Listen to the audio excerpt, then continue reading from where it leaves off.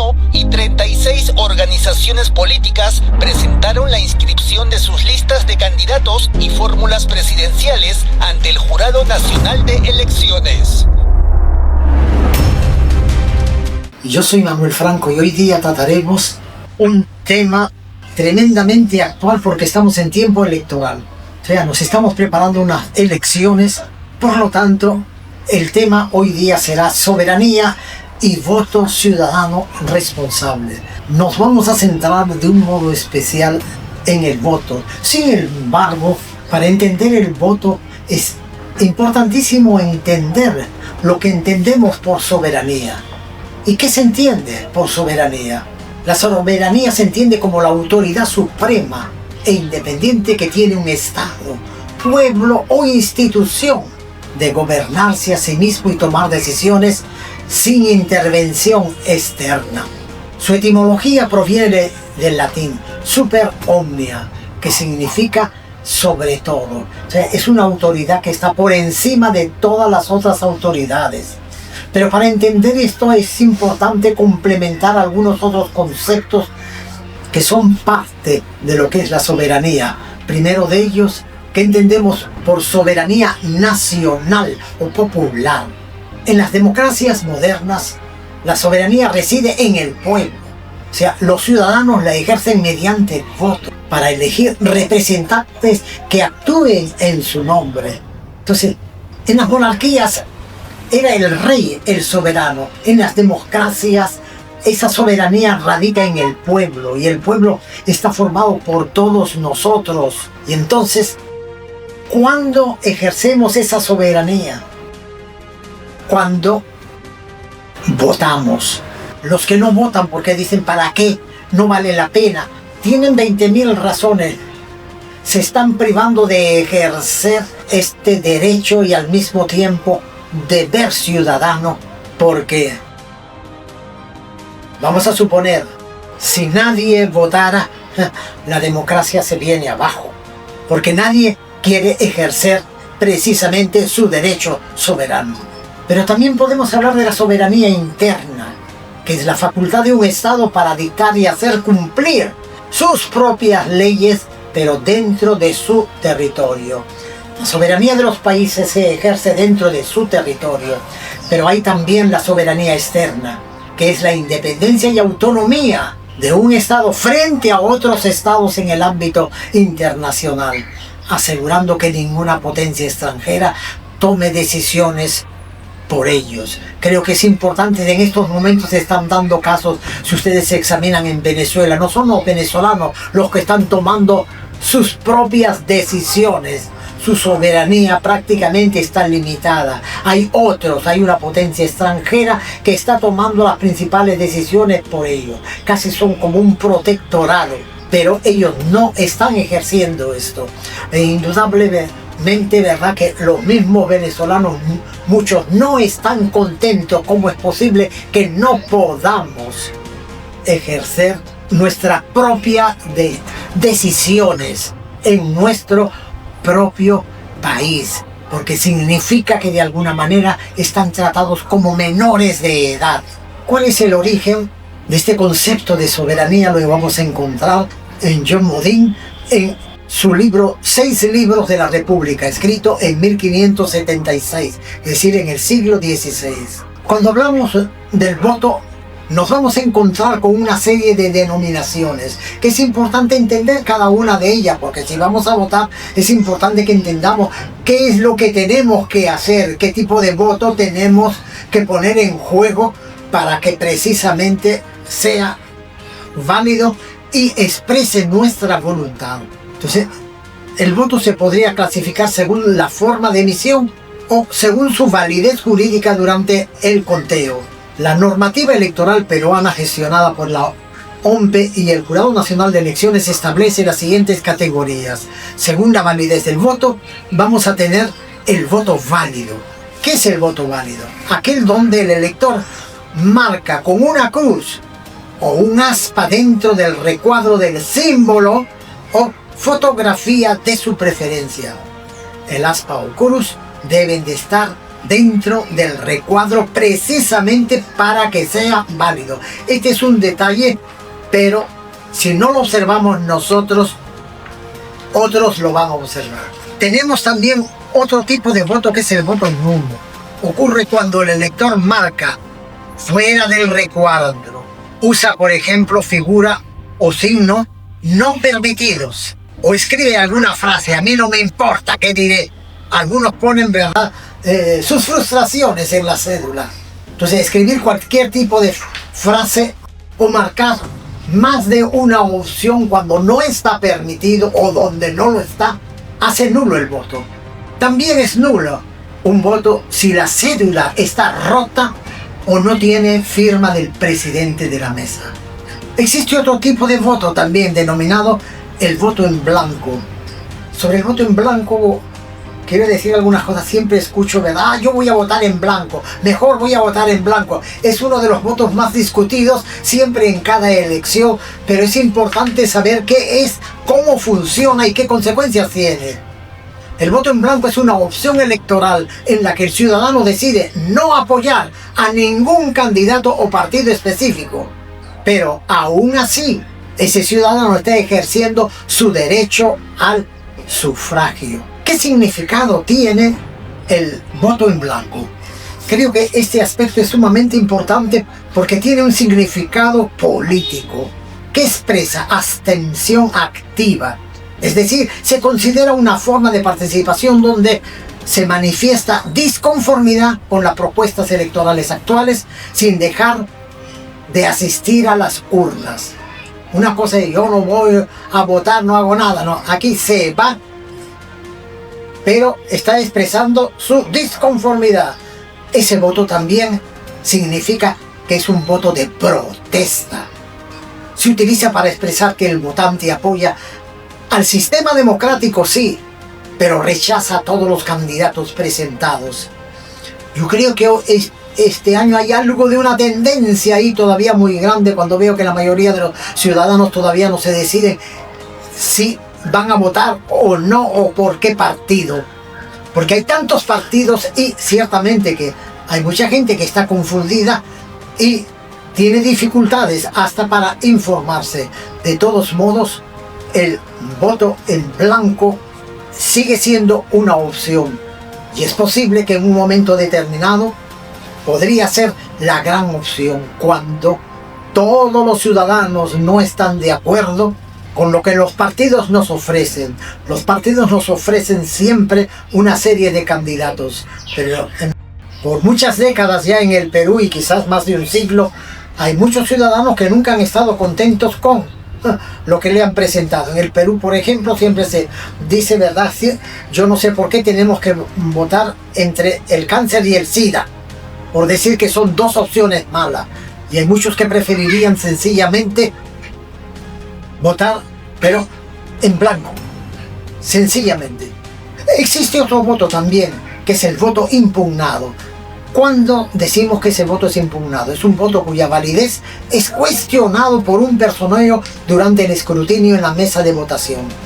Por algún motivo se lo cuestiona. Este voto son resueltos posteriormente por los jurados electorales especiales, cada caso de acuerdo a su propia naturaleza. Pero existen también además otras modalidades específicas en el Perú de votos. Por ejemplo, cuando nosotros votamos también dentro de este contexto de la votación hay el voto preferencial, que se suele usar en las elecciones parlamentarias. Por ejemplo, además de elegir a un partido, el ciudadano puede escribir hasta 2 números para elegir candidatos específicos dentro de esta lista. O sea, es un voto preferencial. Yo quiero votar por fulano de tal y este tiene el número 3 o tiene el 7, ¿verdad? Entonces por el 3 y el 7 con los cuales estoy de acuerdo, entonces pongo esos números para expresar mi deseo en la votación. Esto permite que los candidatos con más votos individuales suban en el orden de la lista. Todos los partidos tienen una lista y los que tienen más votación Y ahí tiene este voto preferencial, tiene que ver mucho, van subiendo dentro del orden de la lista. Y tenemos también el voto cruzado. El sistema peruano permite elegir diferentes organizaciones políticas para cada sección de la cédula. Por ejemplo, yo puedo elegir una lista para presidente, ¿no? Un partido para presidente, y para el Congreso elijo otro partido distinto, que no tiene que ser igual que el primero que he escogido para presidente. Y existe también el voto obligatorio y facultativo. ¿Qué significa eso del voto obligatorio? Decimos que el voto es obligatorio para todos los ciudadanos peruanos desde los 18 años hasta los 70 años. Ya a partir de los 70 años el voto es facultativo, es decir, es opcional. Tú puedes ir a votar o no. Hay el voto también por lista cerrada o bloqueada. Este tipo de voto es común en las elecciones municipales y regionales, donde el ciudadano vota por un símbolo que representa, pero a toda una lista de candidatos en un orden preestablecido que no se puede alterar. Ese es otro tipo de votación. Pero también, además, es importante conocer que el voto, de acuerdo a nuestra Constitución, tiene características específicas. De acuerdo a la Constitución Política del Perú, el voto posee 4 características fundamentales. La primera de ellas es: el voto es personal. ¿Qué significa esto? Que nadie puede votar en representación del otro. Pero además el voto es igual. Todos los votos tienen el mismo valor. En ese sentido, todos los votos son iguales.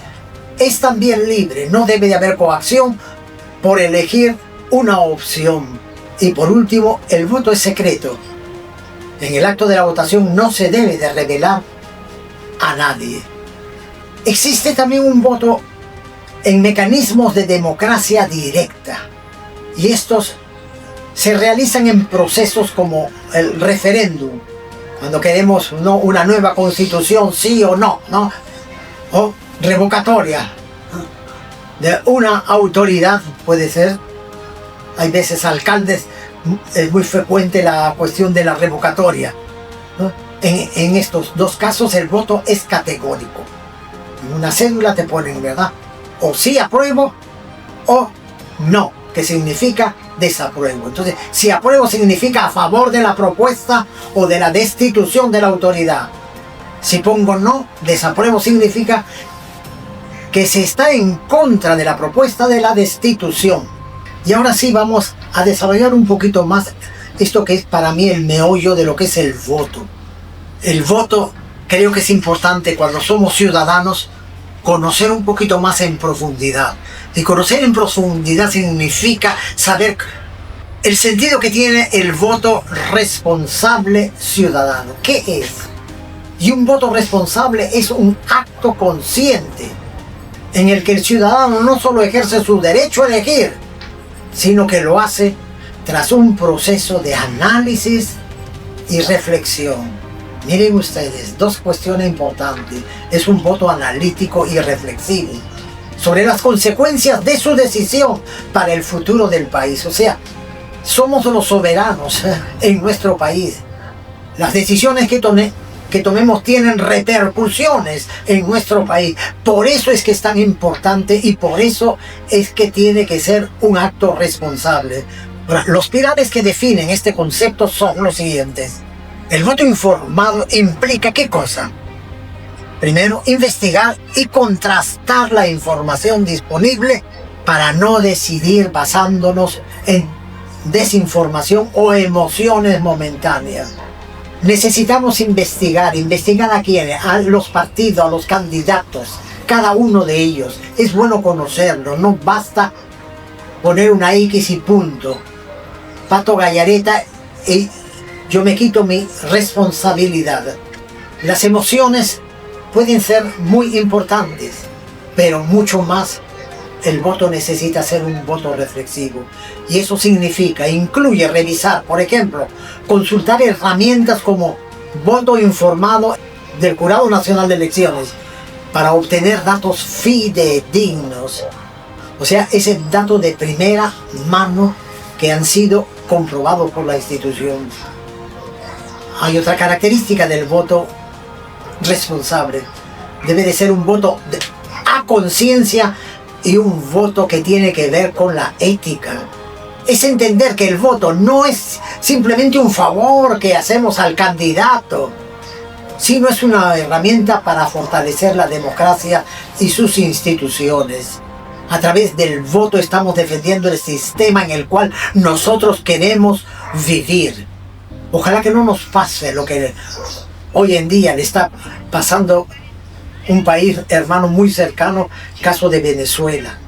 En un momento determinado también, ellos no supieron votar por quienes deberían de haber votado. Han votado por quienes han destruido su país y terminaron todavía desalojándolo de su país. Y les robaron la democracia. Y ahora qué difícil es volver por ese camino. ¿Cuánto está costando ahorita rescatar todas estas instituciones? Hay veces solamente cuando perdemos lo que teníamos, nos damos cuenta el valor que tienen. Y hay sistemas que a través del voto los estamos también defendiendo. ¿Y por qué hay que defender o estamos defendiendo el sistema democrático?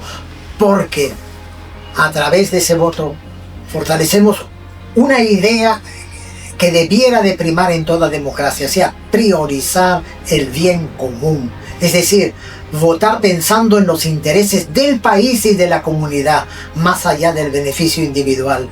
En este momento todo el mundo me está diciendo, no, esto no se está dando en el país, de todo lo contrario. Efectivamente, y por eso necesitamos personas más conscientes, ¿eh?, para expresar en voz alta que nuestro voto tiene que ser precisamente un voto que esté acorde, que sea consciente, y un voto reflexivo, o sea, evitar la influencia, por ejemplo, de noticias falsas.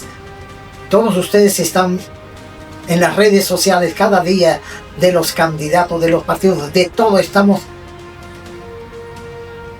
llenos de falsas noticias. Entonces, frente a todo esto, es importante, por lo menos, aprender a dudar. No tomarlo todo como verdadero. Saber dudar es investigar un poquito. Los fake news, se habla muchísimo a nosotros sobre noticias falsas. Y también esto nos permite distinguir el polvo de la paja también, que es bueno, que es malo, en las campañas de desprestigio. Este sistema que para mí no tiene que ver con la democracia, y es cuando no se tiene argumento, no se tiene razones. Se recurre siempre a todo esto. Y cualquiera que ustedes vean que recurren a campañas de desprestigio, indudablemente es porque no tienen nada serio que ofrecerles. Y con seguridad, una vez más, si entrar al gobierno, ese nos va a engañar, como lo han hecho a lo largo de toda nuestra historia tantos partidos anteriormente. Y por eso es tan importante que reflexionemos sobre esto y no lo dejemos, ¿verdad?, ahí al olvido. Un voto responsable no termina, diríamos así, en el acto de la votación. Debe haber un compromiso postelectoral. La responsabilidad, o sea, no termina en una urna. Incluye seguimiento a las autoridades elegidas mediante mecanismos de control ciudadano. ¿Cómo es que nosotros controlamos posteriormente? Esto se hace mediante la rendición de cuentas. Hay que pedir en cada lugar, sea el municipio, sea también a nuestros congresistas, rendición de cuentas. A nuestros presidentes, rendición de cuentas. Esto muchas veces se hace a través del periodismo, pero también se pueden hacer a través de otras instituciones. Y también a través de la vigilancia del cumplimiento de las promesas de campaña. Ustedes prometieron esto, recordarle, hasta ahora no han cumplido. Entonces, en resumen, un voto responsable es aquel que busca elegir a los políticos más capacitados y honestos para conducir al país por un buen rumbo, basándose en la razón y en la evidencia. O sea, nos hemos informado lo suficiente, tenemos los datos, sabemos lo que son, sabemos a quién, por qué y para qué. sea, elegir al que sabemos sabe ponerse en la situación de otros. Un buen político es eso. Piensa, se pone en los pies del ciudadano común y sobre todo de los más débiles, los más indefensos, porque son los que tienen menos condiciones. Es decir, es empático para poder resolver los problemas que todo el mundo está esperando, y para eso los han elegido como sus legítimos representantes. Veamos brevemente qué consecuencias tiene el voto en blanco o el voto nulo. Son dos votos que generalmente dan mucho que hablar. Las consecuencias del voto en blanco o el voto nulo son diferentes en su propósito como en su efecto legal, especialmente en el contexto de las próximas elecciones de 2026 en el caso nuestro en el Perú. El voto en blanco es una opción válida para expresar inconformidad con los candidatos. Entonces, frente a esto, hay una serie de preguntas que se hacen los ciudadanos. ¿Es cierto que el voto en blanco suma al ganador? Tendremos que decir que no, es un mito. El voto en blanco es independiente y no le suma a ningún candidato. ¿Qué consecuencias tiene el voto en blanco? El voto en blanco, una primera consecuencia, si gana en primera vuelta, o sea, obtiene el voto en blanco en sí, la mitad más uno de los votos válidos, podrían las elecciones repetirse por única vez, pero con candidatos diferentes. O sea, el voto en blanco puede ser poderoso. Hay una segunda consecuencia también. En segunda vuelta, el efecto del voto en blanco puede ser un poco diferente. Es únicamente simbólico. Es decir, si el voto en blanco llega a ganar en esta instancia, no se repite la elección. Ya no, por segunda vez no. Simplemente se proclama ganadora a la fórmula presidencial con más votos. ¿Cuándo se da la reposición de votos? La reposición de votos se da cuando el voto en blanco es promovido por un grupo ciudadano organizado. Este grupo organizado puede recibir recursos por reposición de gastos de campaña. En el caso del voto nulo ocurre cuando el tarjetón, o sea, la cédula que tenemos, donde tenemos que marcar, se marca en forma incorrecta. Por ejemplo, seleccionando dos candidatos o escribiendo la cruz o el aspa fuera de los recuadros. Este detalle creo que hay que tenerlo muy en cuenta. O sea, cuando votamos tenemos que concentrarnos para escribir la cruz o el aspa en el lugar debido. La validez de este voto se considera voto inválido y no cuenta para el cálculo de porcentaje de los candidatos. O sea, anula. El que se equivoca por distraído, por lo que sea, está anulando su voto. La consecuencia es simplemente se descuenta del conteo final. No puede o no tiene el poder para obligar a repetir elecciones ni para favorecer a ningún candidato de forma directa. Aunque al reducir el total de votos válidos, puede alterar indirectamente los umbrales electorales. En realidad, ni el voto blanco ni el voto nulo suman a alguien. Quisiera algunos, antes de terminar el asunto, proponerles una guía para un voto responsable de todo lo que hemos venido conversando, como para recordar, sobre todo garantizar que todos podamos realizar un voto responsable. Y para ello necesitamos, primero, investigar el desempeño profesional de nuestro candidato, del que hemos elegido o del conjunto antes de elegir. Otra cosa que podemos hacer es consultar fuentes oficiales como la del Jurado Nacional de Elecciones para verificar ¿qué cosa? Antecedentes judiciales. Hoy día estamos viendo estamos llenos de candidatos que tienen cuestiones o antecedentes judiciales. Lo peor del caso es que todo esto se debiera de resolver mucho antes. Y generalmente las cosas están saliendo después. Precisamente por eso. Y también, ¿verdad? Si sabemos que va a ser tan cuestionado, yo creo que es bueno que nosotros seamos los primeros en cuestionarlos y también verificar los planes de gobierno que han sido registrados. Cada uno tiene un plan de gobierno y es bueno compararlo, es bueno escuchar opiniones también de personas expertas para ayudarnos a madurar concretamente nuestras mismas opciones, hacernos ver lo que no siempre vemos, sobre todo cuando no tenemos toda la formación política al respecto. Otra cosa que podemos hacer es comparar propuestas. Por ejemplo, si estamos leyendo ya los planes de gobierno, cada uno tiene propuestas. Entonces veamos quiénes son los que impulsan más el desarrollo del país. O sea, están preocupados por desarrollar el país y no desarrollar sus billeteras y sus propios bolsillos, que es lo que nosotros estamos viendo ordinariamente. Entonces, ¿quiénes están proponiendo modos? No solamente decir voy a desarrollar el empleo, sino cómo lo van a hacer, que esto es lo más importante. Las propuestas para erradicar también el crimen organizado. Todo el mundo habla al respecto. ¿Cuántos ministros del Interior han pasado? Todo el mundo decía que sabía cómo lo iba a hacer. Ninguno lo ha hecho. Vean ustedes, por eso creo que es muy importante tomarse el tiempo. Quienes realmente tienen una preparación. Y para eso es muy sencillo ver si anteriormente lo han hecho, lo van a saber hacer. Y todo aquel que no hizo nada, lo más probable es que sea un discurso hueco y vacío para captar votos y nada más. Todo esto es importante que nos planteemos quién es el que se ha formado, conoce, tiene experiencia, sobre todo la parte de experiencia, qué ha hecho antes. No confíen, ¿verdad?, los que solamente prometen, sino sobre todo, por eso es importante conocer la hoja de vida.